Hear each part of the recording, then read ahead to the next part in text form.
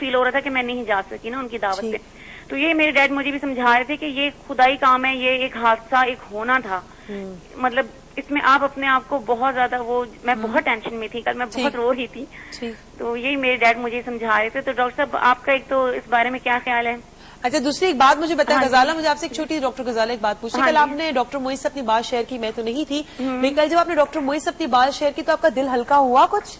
हाँ जी, लेकिन डॉक्टर मोइज ने एक बात की कि ये जो रिग्रेट है ये मतलब सारी उम्र मेरे साथ रहेगा। लेकिन मेरे डैड ने यही कहा था कि बेटा मतलब ये खुदाई काम है, एक ये तो नहीं है कि वो बीमार थे। अच्छा, तो अब हम आपको बताते हैं, जो डॉक्टर मोइज ने आपको कहा ना रिग्रेट आपके हमेशा साथ रहेगा, ये रहेगा जरूर, लेकिन इसको निकालने का एक अमल है। ये अमल हम आपको हमारे आने वाले प्रोग्राम से बताएंगे कि किस तरह अपनी जिंदगी में कुछ ऐसे रिग्रेट्स जो आप नहीं निकाल सकते और जो लोग नहीं है आपके पास और आपकी जिंदगी में हमेशा एक खला, एक वॉइड, एक वैक्यूम रहता है, उसको किस तरह फिल करना है वो हम जरूर बताएंगे। लेकिन thank you so much for sharing your issue with us. और मैं डॉक्टर मोइज आपको आपकी बात का जवाब देता हूँ। मैंने कल एक बात लोगों से कही थी, अब लोग समझ नहीं पा रहे।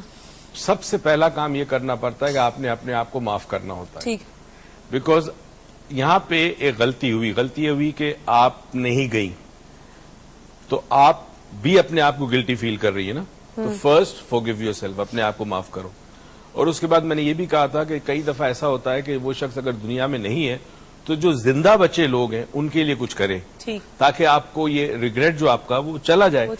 रिग्रेट के अंदर जो इमोशन होता है ना वो वीक हो जाए, वो कम हो जाए, मगर थॉट जरूर आपके साथ रहेगा। याद रखें, थॉट जब तक आप जिंदा हैं आपका ब्रेन नॉर्मल फंक्शन करता है, थॉट से जान नहीं छुड़ाई जा सकती। हम थॉट के अंदर से जो फीलिंग्स होती हैं उसको रिड्यूस कर देते हैं। तो अगर आप अपने आप को माफ कर दें, दूसरा जो अतराफ में लोग मौजूद हैं जो जिंदा है, हयात है, उनको वो दे टाइम जो आप जरूरी है। और तीसरी चीज ये कि ये तो फैक्ट है कि हमें नहीं पता आने वाला वक्त कल क्या होगा। इनके वालिद ने सही एडवाइस दी, मगर मैं एक और चीज कहना चाहूंगा।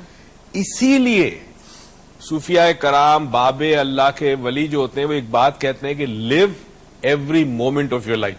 हम क्या करते हैं, डिले करते हैं। तो वो चीज तो होनी है। कल मैं सपोज आज किसी के पैसे देने और मैं कहता हूं चलो कल दे दूंगा, और पता चला जी कल मैं जिंदा ही ना रहा। तो अब तुम्हें याद है हमारे जो एडवर्टाइजिंग एजेंसी वाले थे, जब उन्होंने एक दफा मुझसे कहा कि मोहित साहब 3 महीने का क्रेडिट, बहुत बड़ी एडवर्टाइजिंग कंपनी है और हम उनके क्लाइंट्स है, तो मैं बिल आता है यहां से चेक चला जाता। उनका जो ओनर मेरा दोस्त है वो कहता है क्या जरूरत है, वैसे ही 3 महीने का क्रेडिट है। मैंने कहा तुम तो मुझे 3 महीने का क्रेडिट दे रहे हो, मगर मुझे नहीं पता कि अल्लाह ने मेरी जिंदगी में भी कितने दिन के क्रेडिट रखा है। तो मैं तुम्हें अपनी अमानत है, तुम्हारा ये बिल है, ये चेक ले जाओ, ताकि मुझे रात को सुकून हो कि मैंने काम खत्म किया। जो आपने बात की वो बिल्कुल बजा की, बिल्कुल सही बात की, लेकिन ये कहना कि ऊपर कितना क्रेडिट मिली, बाकी मेरे लिए बड़ा अजीब सा हो जाता है हमेशा इनकी ये बात सुनना। तो अल्लाह में आपको बहुत सेहत नहीं, मगर ये फैक्ट है ना, हम जिंदगी को इस को समझे। लेकिन ऐसी बातें गंदगी नहीं, देखिए ये बातें जो है ना, मैं समझाना चाहता हूँ इस कौम को कि हम हर चीज अल्लाह पे ना डाल दो। इंसान की जिंदगी का पता नहीं आप जब एक शख्स आपको बुला रहा है ना, आप क्यों नहीं गए, यू शुड गो। ओके, लेकिन अगर हो चुकी है बात, लेकिन हमारे पास एक और चीज है, इसका एक हल है हमारे पास, जो हमने प्लान किया कि हम आने वाले प्रोग्राम से मंथ में वो ले जाएंगे और हम आपकी जिंदगी में जितने रिग्रेट्स है, प्रोग्राम टॉपिक लाने का मकसद ये था कि जितने रिग्रेट्स हैं उनको अपनी जिंदगी से कैसे निकालना है, और इन रिग्रेट्स का एग्जैक्टली आपकी जिंदगी में नाम क्या है, इसका एक नाम भी है, वो भी हम आपको देंगे आने वाले प्रोग्राम से। तो डॉक्टर गजाला बिल्कुल फिक्र ना करें, ये रिग्रेट्स आपके निकालने में हम जिंदगी में जरूर हेल्प करेंगे। हमारे साथ उस्मा साहिबा है कराची से। अस्सलाम वालेकुम। अस्सलाम वालेकुम।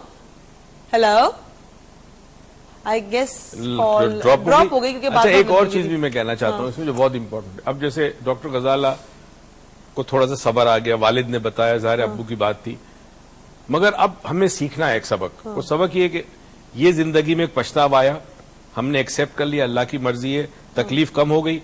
अब मेक श्योर के नेक्स्ट टाइम ये चीज रिपीट ना। अच्छा, मुझे बात बताए, मैंने आपको अपना रिग्रेट बताया और ये खुल के कभी हमने अकेले में बात भी नहीं की थी ज्यादा कुलसुम के बारे में।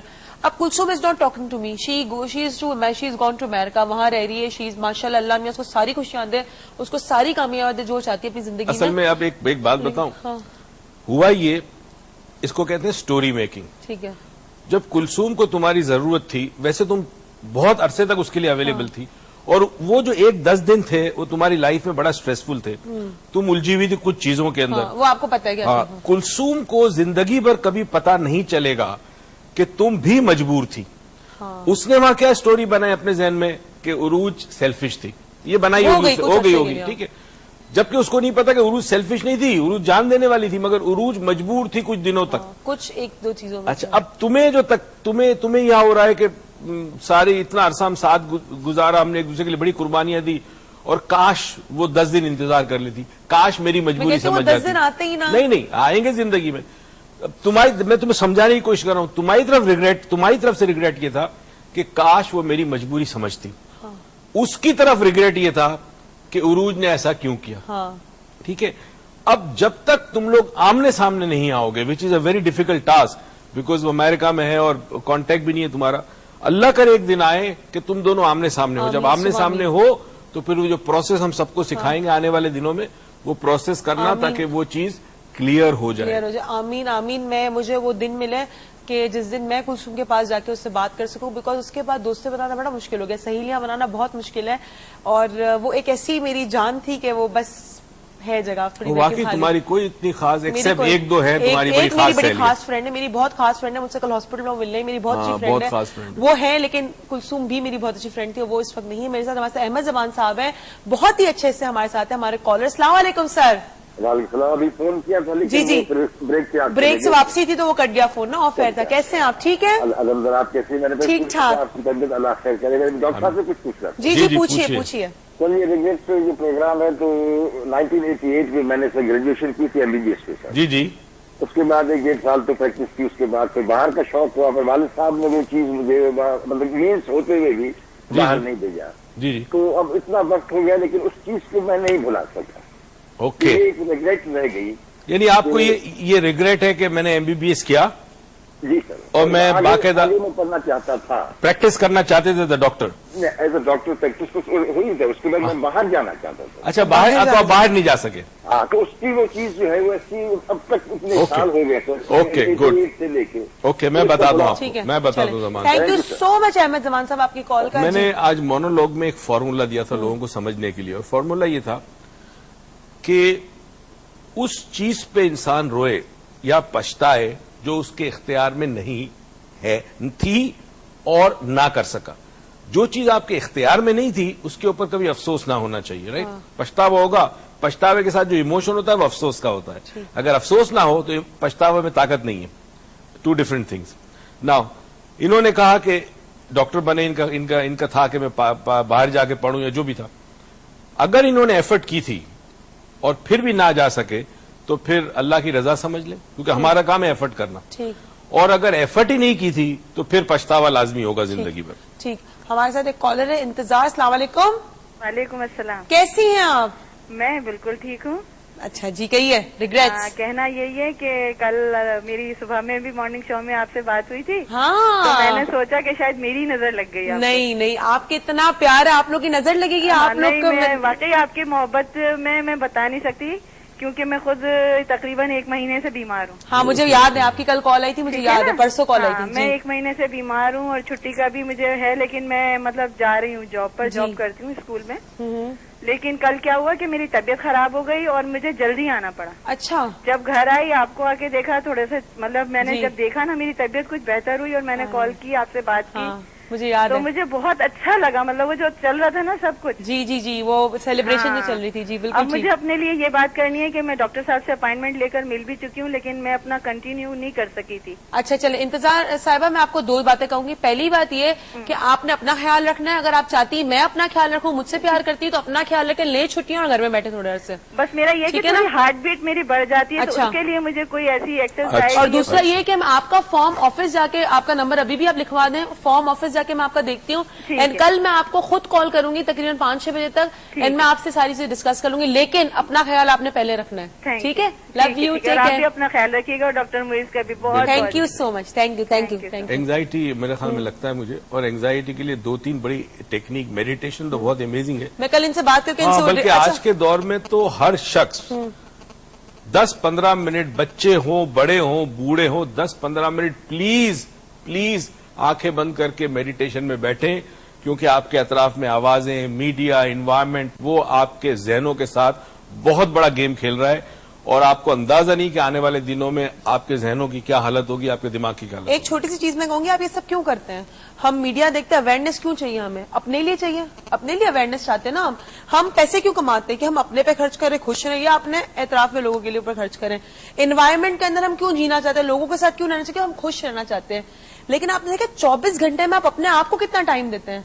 हर चीज अपने लिए कर रहे हैं, लेकिन अपने आपके पास अपने लिए ही टाइम नहीं है। तो ये कितनी अजीब सी बात है। तो मेडिटेशन, डॉक्टर मोइज से कहने का मतलब ये कि अपने पूरे 24 घंटे के दिन में, 24 घंटे के दिन में कुछ 10 से 15 मिनट अपने लिए निकालें, क्योंकि बहुत जरूरी है कि हम बाकी सारे काम अपने लिए कर रहे होते हैं, सिवाय अपने आप से मिलने के। किसी ने बड़ी खूबसूरत बात की है कि हम सारी जिंदगी दौलत कमाने के लिए सेहत गंवाते हैं, उसके बाद उसी दौलत को खर्च करते हैं सेहत पाने के लिए।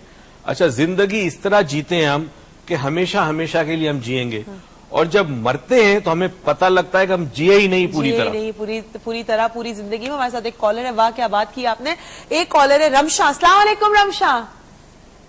हेलो अस्सलाम वालेकुम। वालेकुम अस्सलाम। मेरा बेटा, मेरी बहन, कैसी हो? मैं ठीक हूँ, और अच्छा लग रहा है आपको शो में वापस देख। आज देखा सर के चेहरे में भी कितनी वो है रौनक है। Thank you. तुम्हारी मुझे दोपहर में भी कॉल आई, तुमने मुझे प्रिसाइसली कल रात को भी कॉल की थी, मेरा फोन बंद था, तुमने दोपहर में मुझे कॉल की है। And you are my sister. ये कहती मैंने कभी जिंदगी में किसी को अपनी बड़ी बहन नहीं कहा, आपको कह रही हूँ, and I really mean it, and I love you for that. I love you too, seriously. Thank you. Regrets में बताओ। नहीं, चले एक बात थी, मुझे पता नहीं था, सोच रही थी कि पता नहीं ये रिग्रेट में बता दो होगा या नहीं। ये था कि सर मुझे एक्सप्रेस करने में बहुत प्रॉब्लम होती है, लाइक स्पेशली मुझे अपने फादर और मदर से बहुत होती है। मैं नहीं कह पाती हूँ उनको कि लाइक आई लव यू या कुछ इस तरह की कोई बात, और फिर मुझे कभी कभी होता है कि यार मुझे कहना चाहिए, लेकिन मुझसे नहीं होता। बिल्कुल सही है, बिल्कुल सही और है। अगर ये अच्छा रमशा, चलो इसका हम जवाब देते हैं। और तुमने चलो thank you so much for your love and your call, thank you sweetheart. और तुमने मुझे कहने में कोई देर नहीं लगाई, तुमने मुझे जरूर बता दिया कि तुम मुझसे कितना प्यार करती हो। अच्छा जी, ये बता इसको क्या करना चाहिए एक्सप्रेस करने के लिए? रमशा शाई बच्ची है, ठीक है, तो शाइनेस बाज दफा आपकी बीच में आती है, मगर प्लीज फॉर गॉड सेक, मैं फिर कह रहा हूं, अगला लम्हा क्या होगा हमें नहीं पता।